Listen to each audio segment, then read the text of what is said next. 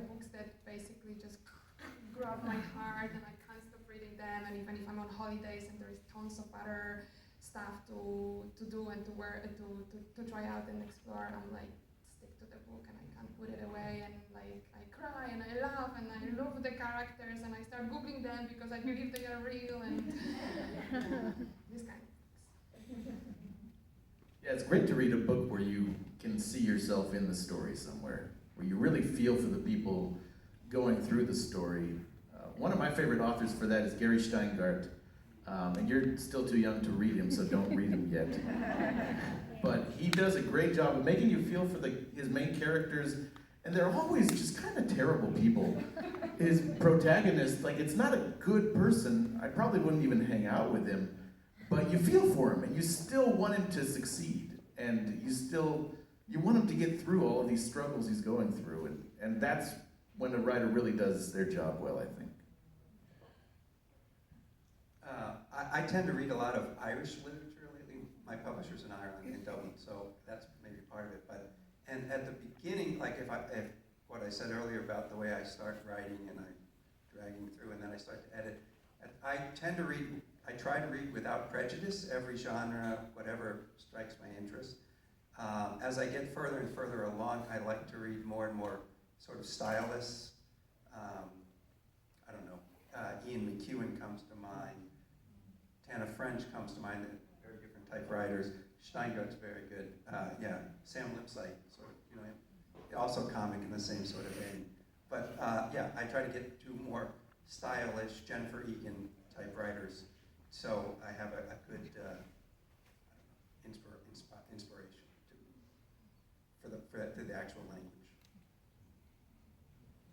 Another question?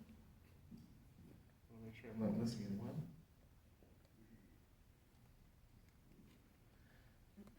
All right, I think I'll close this out with one last question then. What is your best library story? Whether it's a personal anecdote or what have you, what is your best library story?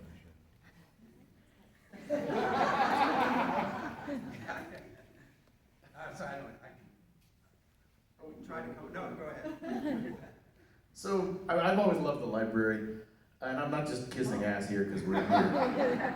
I really, since I was a kid, my dad would take all of us, it was like our outing to, all three of us kids would go to the library with my dad, sometimes our mom too, and we would get Taco Bell before, and we'd get all hyped up on caffeine. And it was an outing that cost like $5 probably, and it was just so much cooler than Disneyland or anything else that cost money.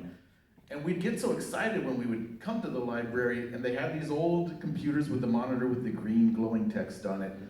And so my brother would go to the computers, and he'd get so relaxed and excited about the books he was finding that he would start farting a lot. And I just remember my dad coming over, and he'd be so pissed at how much it stank at the computers.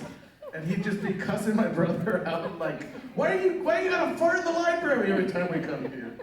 This is like a sacred place, a sanctum of knowledge. And I was just cracking up, because for once I wasn't the one in trouble.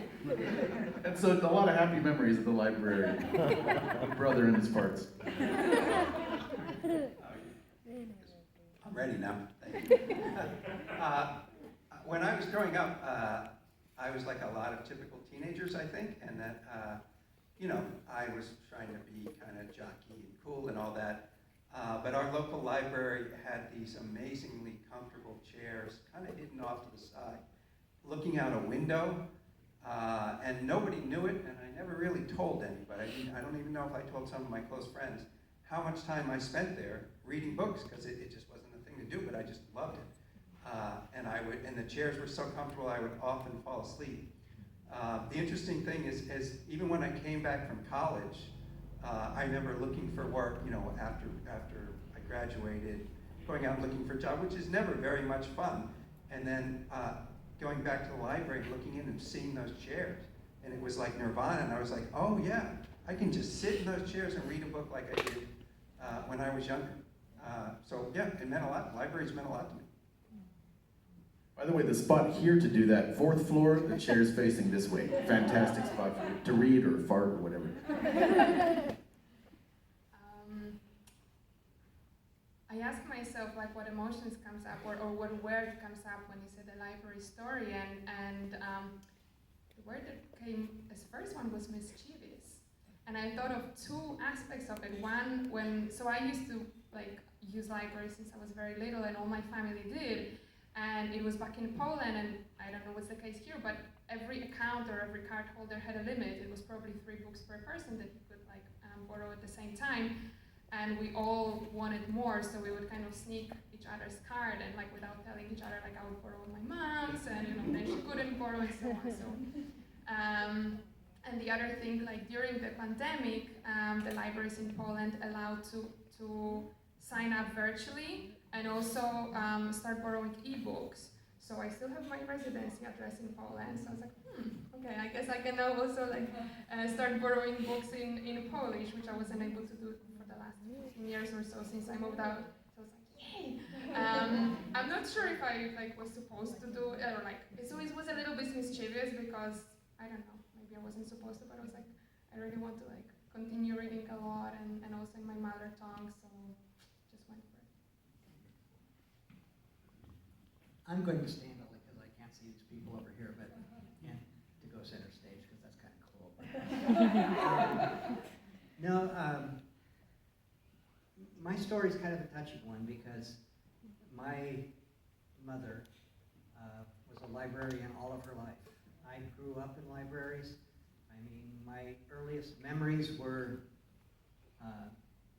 going in after hours. My mother was working, binding books and cataloging things, and you know, she knew the Dewey Decimal System, like literally any book that you could name, she could give you the number in the Dewey Decimal System.